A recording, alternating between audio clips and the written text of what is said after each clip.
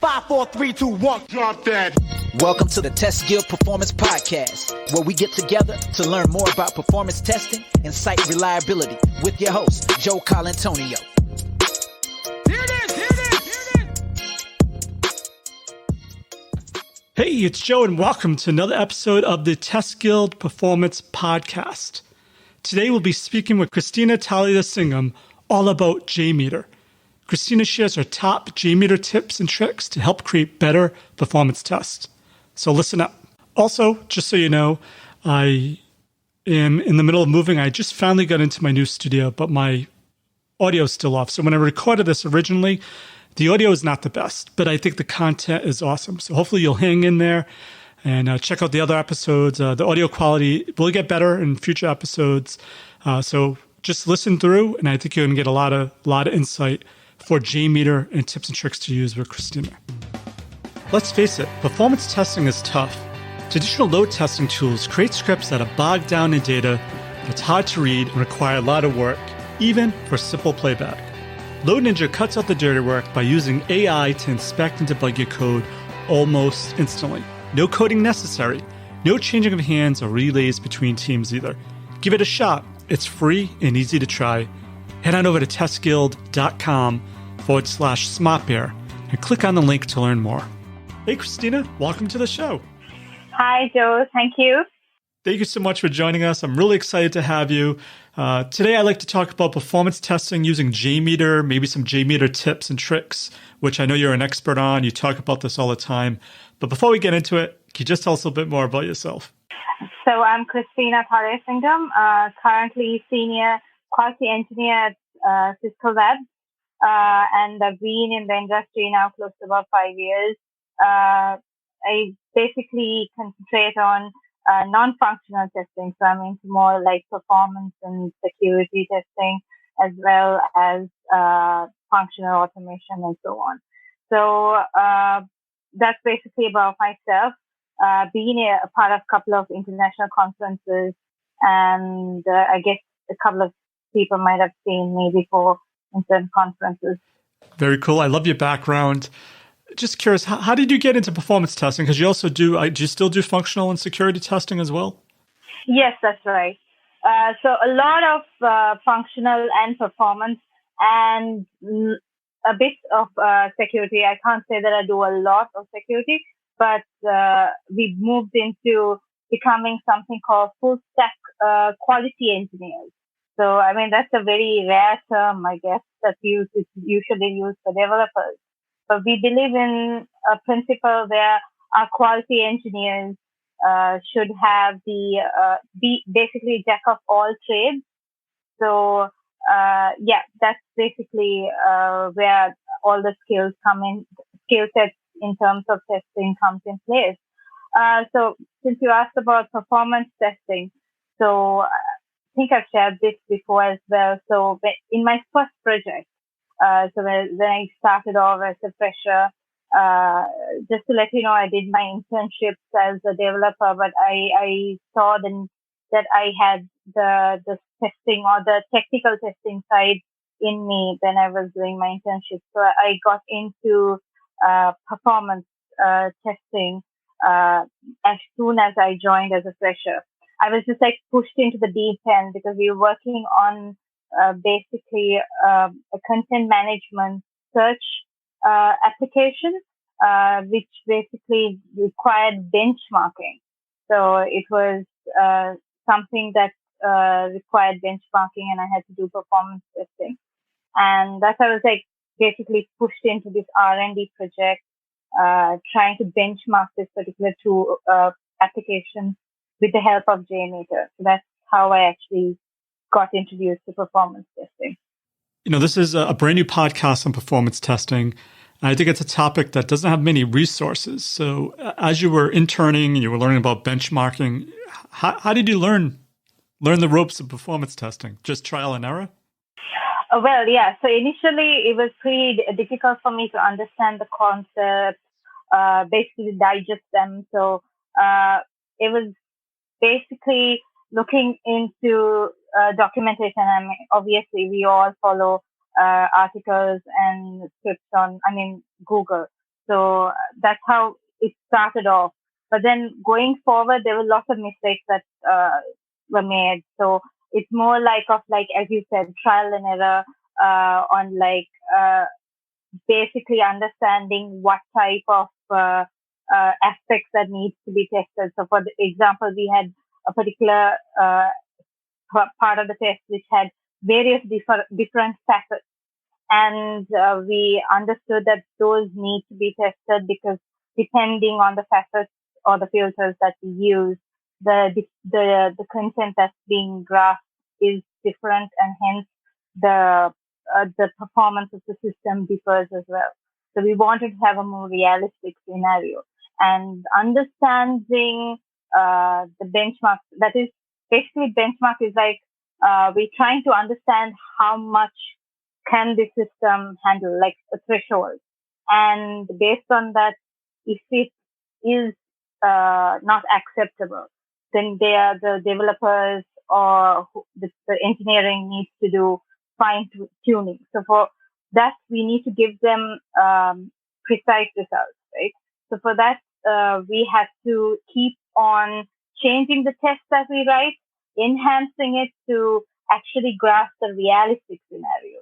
And obviously with the help of various different articles available on the website. So I used the JMeter blog, which has a lot of articles on JMeter, as basically my Bible. And there were lots of other articles that lots of people had written on Stack Overflow, as well. So, that's basically how I got into performance testing. Nice. So I'll be honest, I've heard a lot of people, when they try to learn JMeter, it's been around a while, that they say it's very difficult to learn or they get confused with it. So why did you choose JMeter then as the tool to use? Yeah, to be honest, that's because it was an open source tool. And and I understand that it was pretty hard. Initially, when I jumped in as a fresher, as I told you, it was pretty hard to understand what was each sampler. If people have used JMeter will understand a sampler, listener, a controller, trying to understand each of these aspects. Each controller or a sampler has a unique part to play. And if you know how it works, you can actually use it in the right way. But that's where I think many fail, because we don't tend to understand what each of the samplers have been are useful for, each of the particular elements are useful for. So the reason, as I told you, that we selected JMeter was one thing; it was very popular, and the other thing was the particular project. It was an R&D project, and we were completely relying on open source, and hence we jumped into JMeter. That's one of the main reasons why we use JMeter. Obviously, there's a lot of other tools out there which are obviously you can pay and get them, and pretty easy. Even you can record and play back and so on. But we chose JMeter. Main sole reason, to be honest, was because it was open source. So I just want to go back to, I forgot to follow up on, you said your title, or where you work, the title is a full stack QA engineer. Is that correct? Yeah, that's what we believe in. We believe in something called full stack quality engineering. So everyone in Cisco Labs, whoever is in the quality engineering department, we may call it, or the quality engineering practice, we believe that everyone should be jack of all trades, not just specifically look into functional testing or anything, but basically anyone should be able to jump in the deep end and do performance or security or functional automation, API, mobile, and so on.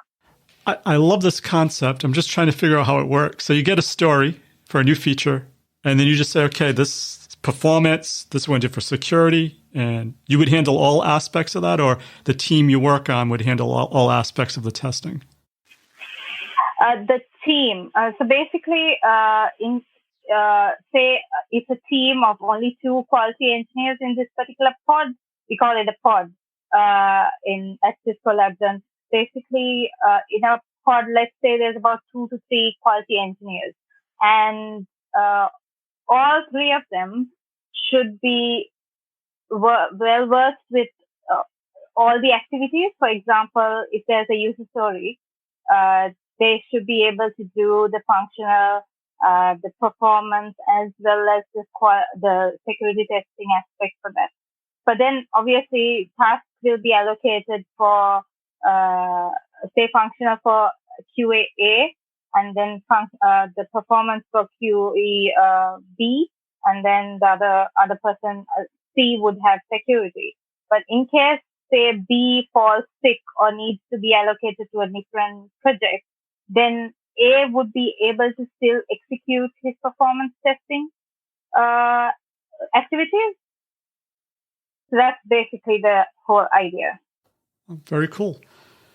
All right, so back to JMeter. I don't know if you remember, you did a session at Perf Guild, the performance testing conference, but you had like tip 1 paved the way through the controller. I just thought, can you tell me a little bit more what that meant?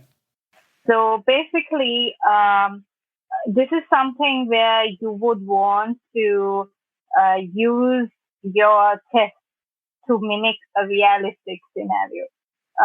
So the throughput controller, the name, even, I've seen in certain JMeter blogs, they've accepted the fact that the name is not the right convention or whatever. But what it actually tries to do is say about you're testing with 10 concurrent users, or users who are trying to access the system at the same time. You would like to divide the number of users doing their activity, right? So you want to do 5 users go and use the search bar maybe, and another 2 users try to add an item in terms of an e-commerce site, add an item to the cart, and another 3 users maybe would basically try to log in or click on forgot password. Try to basically divide the number of users so that there is a more realistic activity. So that's where you can give a percentage, like for example, if it's uh, 5 out of 10, then like 50%, and then 20-30% according to the realistic scenario. So when we do performance testing, and if there's an existing application already in place, like something that I'm working for now with, we use Google Analytics and so on to understand the statistics on how the workflows are handled, or user journeys, if I may call it. So based on that, we divide the number of users, or basically give them a percentage. So you prioritize the most used workflow or most access workflow with a particular percentage, and so on. So that's basically what you would do with a throughput controller. Nice. And so another one you mentioned that was a good tip was using test fragments. Can you tell us a little bit more what are test fragments within JMeter? How are they helpful? Yeah, perfect. So this is something which is very helpful, but I think lots of people rarely use it. So when, in terms of test fragments, it's basically, wouldn't say exactly bringing the object-oriented concept into JMeter, but it's something about reusability. So basically what you do is create certain actions. Like, for example, if there's a site that you would always need a particular user to log in, right? You wouldn't be always writing or like have an HTTP request written for that every time you have a particular action, right? What you could do is have a test fragment and have a particular variable mentioned for the username and password and so on, right? And then reuse it every time. So just basically use the module controller and select the particular item, particular test fragment. So based on that, you would be able to then reuse the particular fragments again and again. So especially for features functions like login, logout, or even search, depending on the particular activity that you are working with. If it's very frequently used, then it's highly suggested that you have it as a test fragment so that you can reuse it. Cool. So it's almost like a reusable method if you were coding something. That's right. That's exactly the case. So even like when you basically record your text, you would save it. What you could do is then take those particular HTTP requests and put it in one of the test fragments. Name them with a specific name that obviously you could understand, and then use that as reuse it in your test. So the next one was a regular expression extractor. What's that all about? So basically, this is something that has been like my best friend in using JMeter. So especially when you try to log in, there are some particular applications where the session ID or a CSRF token is basically carried forward, right? So that's where the session is in place. So it's carried through the header, not just the cookie data, but like carried through the header.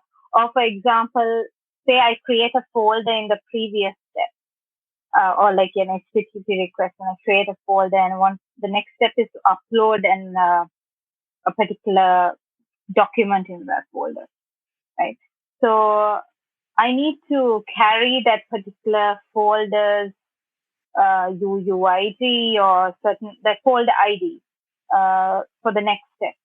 So how do I do that? I need, so there's obviously once I create the folder, there's a response that would appear.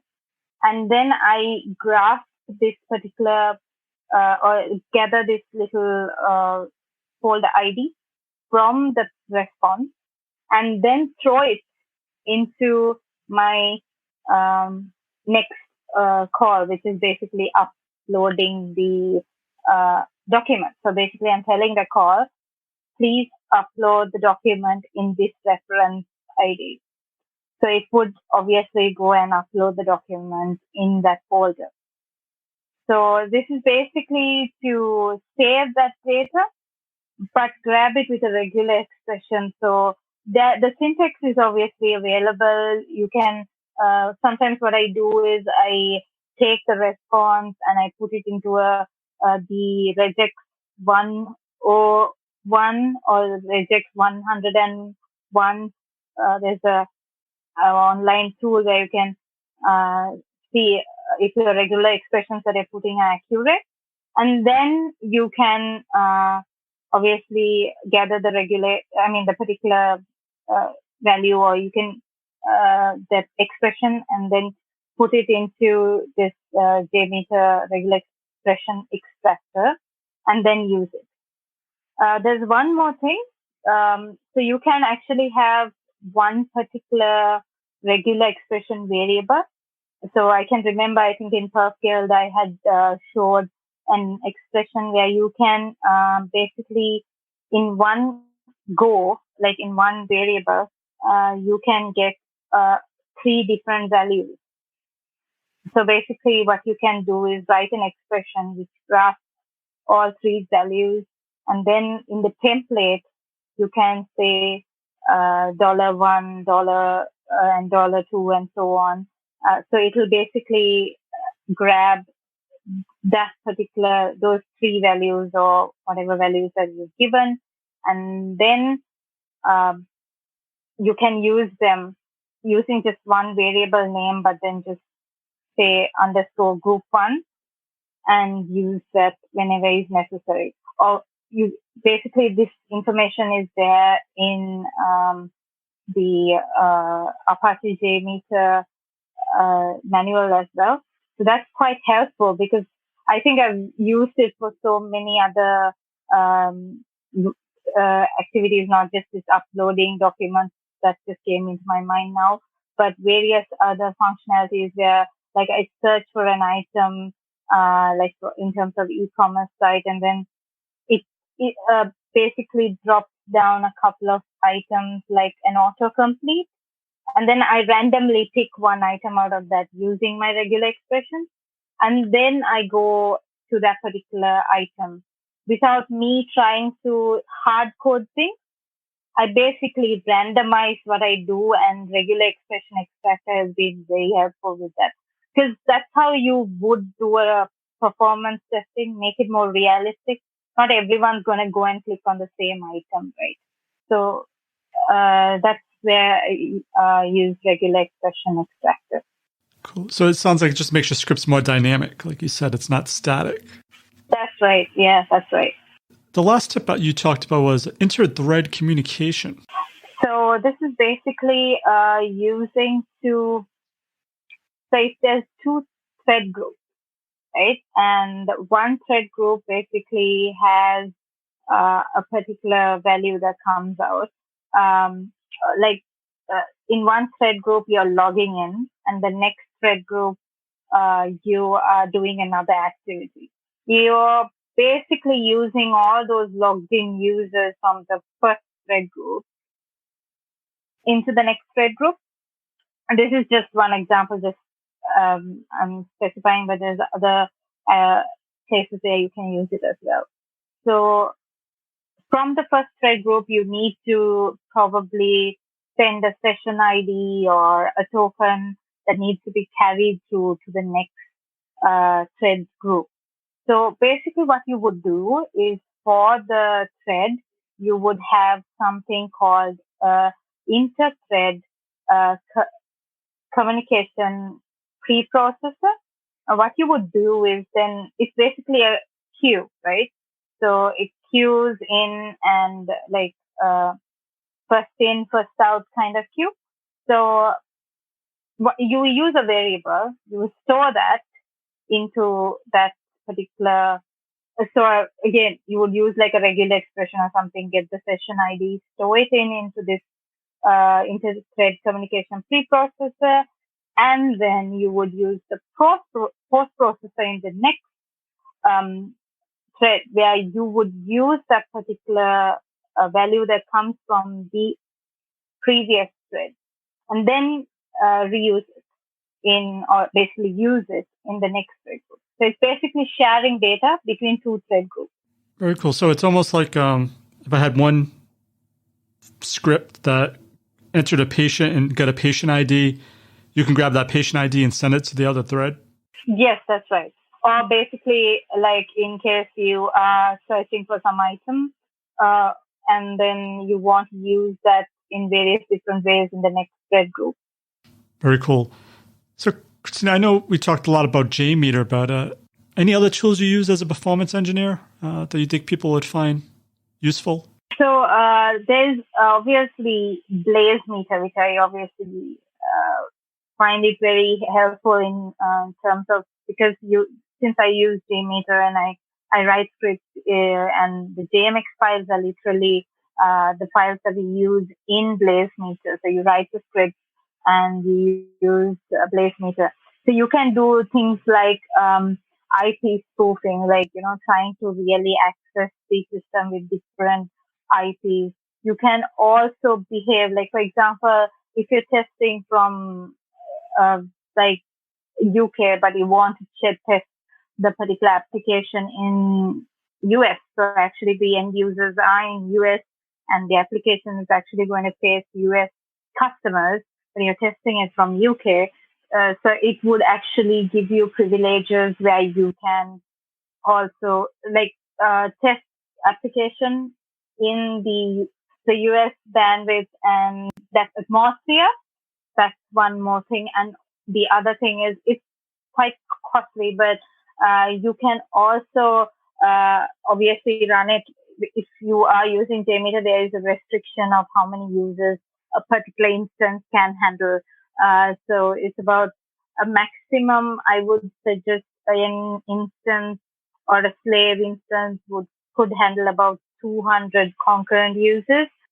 I think the maximum would be 250, 300. So, luckily, BlazeMeter can handle about 10,000 concurrent users as well. So when you're looking at a more application that requires a high amount of concurrent users, then BlazeMeter would come in place. I've also used Load Runner, which is also quite user friendly. I would say it's very user friendly rather than, obviously, it's not much of a struggle as trying to understand a lot of things as JMeter. But the only thing is the licenses are quite expensive. But other than that, it's more of like a record and playback, and you just have to replace certain values with variables and then just run it. So it depends on the controllers and the amount of virtual users, the amount of, so based on that, you'll be able to achieve the particular target value. But then again, it's pretty expensive, but the reports are more sophisticated, I would say. But again, comparing Load Runner and BlazeMeter also has quite a good reporting features as well, as also it has its own recording feature now, which you can install in your browsers and record and playback as well. And BlazeMeter also caters for mobile testing as well. So that's pretty cool. So and that's quite helpful. So yeah, these are a couple of the paid tools that I've used.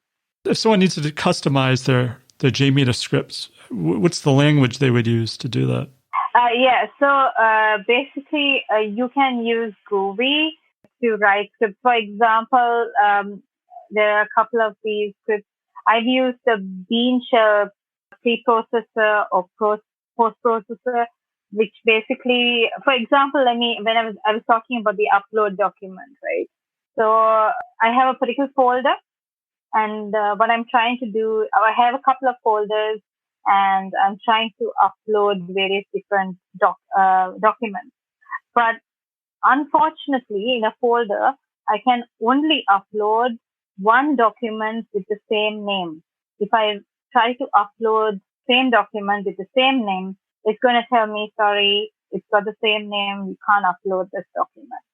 So I can't have 100 documents and try to upload them, or in terms of like, if you're talking about 1,000 documents, it's not realistic. So what I did, what the ideal thing would be is that on the fly, we would change the name of the document and then upload. So here's when I used a Bean Shell preprocessor. So what I did is I added this to the request that I'm making. I add the preprocessor and I wrote a small script, right? And that script basically helped me to rename my file every time it uploads. So it basically renamed it with a UUID. So that was unique, and I didn't have this problem because when it was randomly selecting the folders, I didn't have any issues where the particular file was not getting uploaded or so on. The next thing was, once the file is, like for example, say I want to delete all the files that I created, then I would have delete all the files that I've uploaded into that folder or something like that. You want to delete all the test data that you've created. So what I would do is, again, have that name that I had stored with the folder name or something, and then have another post processor, and I would basically delete that folder. So Bean Shell is basically, it uses Java for scripting. Then there's something called BSH, which uses JavaScript. And now there's also Groovy, script, which also can be basically what you can do is write a script. So these kind of functionalities, there's various different functionalities that you can do. This is something that just came into my mind, and this is quite helpful because you wouldn't want like 1,000 files inside your system just because you would want to upload. So basically what we had was like one file which just gets renamed and uploaded. So in the same way, depending on like sizes and so on, we had different files and they were just getting uploaded with different names and then getting deleted at the end of the test so that we don't have any unnecessary dummy data in the system. All right, Christina, I know a lot of times when people try using JMeter performance testing, sometimes they struggle with distributed testing. So is there a way in JMeter you can use like a master-slave type approach? Yeah, you can. So there is actually a distributed testing process, and you can also set it up in basically like your JMeter settings file if you have it locally. So ideally what you would do is have a master and have the slave systems, and basically again the IPs, use those IPs. So there's like a JMeter server which would act as the master, and then there would be the slave who would connect to the particular server, but they will be basically running the test on the target or the particular application. So what you would do is you would go into the JMeter properties and enter the remote host value. So that's basically the idea. When running it locally as well, you can click on the run remote option and run it on your remote machines or basically your slaves as well. Also, you can maintain the master slaves and then run the test on yours so that you will have more number of concurrent users that you can handle. So as I said, one instance or one slave instance can like roughly handle about 200 to 300 concurrent users. So if you're completely looking at open source and you have the facilities to do this, the master slave distribution, then why not have a couple of slave JMeter instances and run it across those? So if you're looking at about 1,000 users, then why not have about 5 slave instances set up?